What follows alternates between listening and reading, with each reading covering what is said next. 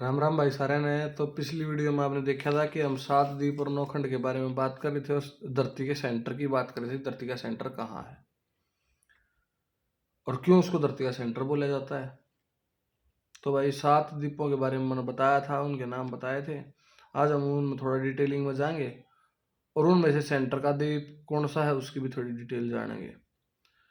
तो भाई ग्रंथा में वे सात के सात द्वीप हैं: जम्बू द्वीप, पलाक्ष द्वीप, श्यामली द्वीप, कुश द्वीप, कोच द्वीप, शाक द्वीप और पुष्कर द्वीप। अब इनके मतलब जानने की है मेन बात। तो ग्रंथ तो बहुत पढ़ रहे हैं, बहुत ने हिंदी की चिंदी करके करा कुछ कुछ बताया भी है आस्ता ही मारते ही। लेकिन जम्बूद्वीप का मतलब है जामनों का प्रदेश। ठीक है, पानी इसका खारा है। जम्बू द्वीप को सात द्वीपों के सेंटर का द्वीप बोला जाता है और इसी को सौरक भी बोला जाता है। आज के टाइम जम्बू द्वीप बोला जाता है पूरे एशिया को। लेकिन जब सृष्टि की शुरुआत हुई थी तो सृष्टि धीरे धीरे शुरू हुई थी, तो उस टाइम पे यह सबसे सेंटर का द्वीप था। और इस द्वीप के हैं 9 भाग। ठीक है, उन 9 भागों में से उसके सेंटर का है इलावर्त वर्ष और उसके सेंटर में है मेरु या सुमेरु पर्वत। उसी को कहा जाता है आदि सौरग। धरती पर सौरग का है, उसका भी वर्णन धीरे धीरे आएगा। पर पहले हम बात करांगे सात द्वीपों का वर्णन और सात द्वीपों के मतलब आचार विचार व्यवहार कैसे हैं, स्थिति कैसी है। तो भाई जम्बू द्वीप की हम बात करें, जम्बू द्वीप के ऊपर खारा पानी है, जामुन के पेड़ों का प्रदेश है, इसलिए इसे जम्बू द्वीप कहा जाता है। ठीक है, और अगर यहाँ भी देखोगे तो रोहतक के आसपास जामुन के पेड़ ज्यादा ही मिलते हैं। वैसे तो पूरे एशिया में मिलते हैं लेकिन ज्यादा वहां मिलते हैं। और वहां का आसपास गांव का पानी, रोहतक सिटी के अंदर का पानी, ये पानी खारे हैं। एक लॉजिक। दूसरी बात, पलाक्ष द्वीप, यह है पूरा सबूत, जो आज भी जिंदा है इसमें यह चीज। पाकड़ के पेड़, पाकड़ के पेड़ उन बोला रहे जिन पेड़ में दूध लकड़ता हो, बड़ पीपल टाइप के पेड़। और जो यो व्रत है, क्योंकि हरेक के एक गोलदारे में है, तो जो ये व्रत है इसमें क्या है कि इसमें है ईंख की बहुतायत। ईंख का रस ज्यादा इस्तेमाल में लिया जाता है और ईंख है भी ज्यादा।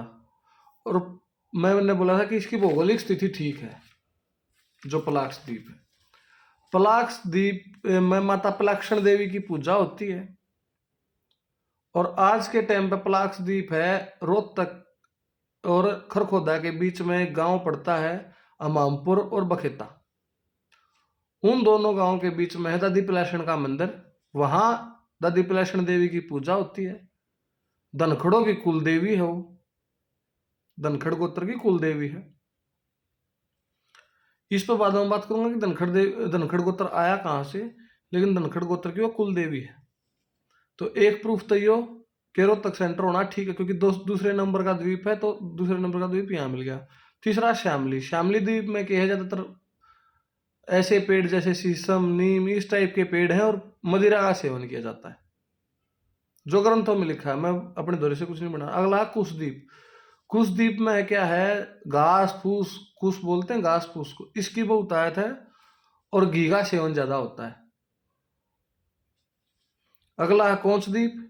कोचद्वीप, कोच के पौधे वो होते हैं जो ब्लड प्रेशर बढ़ा दें या शरीर में गर्मी बढ़ा दें, जैसे अश्वगंधा, धतूरा या सफेद मूसली, इस टाइप के पौधों को कोचद्वीप के पौधे बोले जाते हैं। आज भी कह दिया रखे कोच के बीज खा रहे हैं, मानता है कौन है। तो भाई इस जो प्रदेश है कोचद्वीप के आला, इसमें दही की बहुतायत है इस द्वीप के ऊपर। अगला है शाकद्वीप। शाकद्वीप का मतलब होता है साग द्वीप।